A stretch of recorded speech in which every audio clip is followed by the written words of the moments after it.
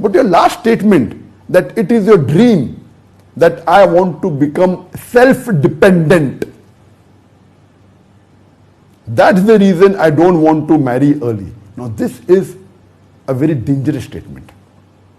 Let me clarify to you that becoming self-dependent for a lady is not haram at all. But there are various aspects that come with it. Normally, on an average, if a lady is self-dependent and after marriage she earns money, then what will happen? Then she may not be, I'm saying she may not be. She may start thinking, okay, fine, now I am earning. Maybe I'm earning same as my husband, or I'm earning more than my husband. And then there may be the shaitan who will whisper in her and tell her that, see, now you're earning more than your husband, so why should you obey your husband? You know, fine. Quran clearly states in Surah Nisa, chapter number 4, verse number 34, Ar-rijalu qawwamuna 'ala nisa, that the man is the protector of the woman, is the qawwam. He is the protector and supporter. Many people misunderstand this and say, and they think that man is superior to the woman. That is the misunderstanding. The Arabic word qawwam comes from the root word akhama, which means to stand up for. So, and the verse continues, the man is the supporter of the woman because Allah has given him more strength and He provides him from his means. That means man has got more strength, and that's correct. Generally, there can be some women who are more stronger than the men, but generally man is more stronger. And it says He provides him from his means. That means he is the caretaker of the family. In Islam, it is the man which is the bread earner in the family. Before, and a woman is financially secured. In Islam, a woman, before she is married, it is the duty of the father and the brother to take care of her financial aspects. And after she is married, it is the duty of the husband and the son to look after her lodging, boarding, clothing, and all financial aspects. In Islam, a woman is financially secured. She need not work for a living. No one can force her to work, not even her husband. Can't force her to work, because it's the duty of the husband to provide all financial obligations. Food, clothing, lodging, house, everything, to his capacity. Now, it is not haram for a woman to be self-dependent. She can very well do a job as long as the job she is doing is within the purview of the Sharia. But normally what happens today in the age that we are living in, the shaitan is there. If a woman starts earning and she thinks, okay, she requires X amount of money per month and she's earning 2X, so she thinks, khalas, you know, I'm looking after myself, whether my husband earns less or more. If he earns less, so she tries to get. Now, that lady is not a virtuous lady then. So it is not haram to be independent, but our beloved Prophet, Muhammad Sallallahu Alaihi Wasallam, he clearly mentioned, it's mentioned in Sunan Ahmad, Musnad Ahmad, volume number 3, hadith number,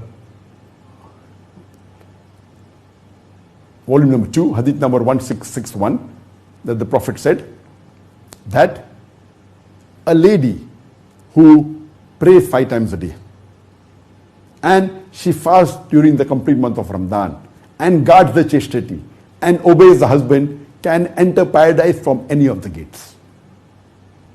The Prophet also said, it's mentioned in Musnad Ahmad, hadith number 19003, that the Prophet said that for a lady, the husband is the paradise or hell.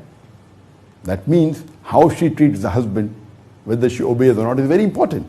And the Prophet also said in hadith, which is mentioned in Ibn Majah, volume number 3, hadith number 1853, that the Prophet said that if I had to command anyone to bow down to anyone after Allah subhanahu wa ta'ala, it would have been for the wives to bow down to the husbands. Because a woman cannot fulfill the duties to Allah subhanahu wa ta'ala until she fulfills her duty towards the husband.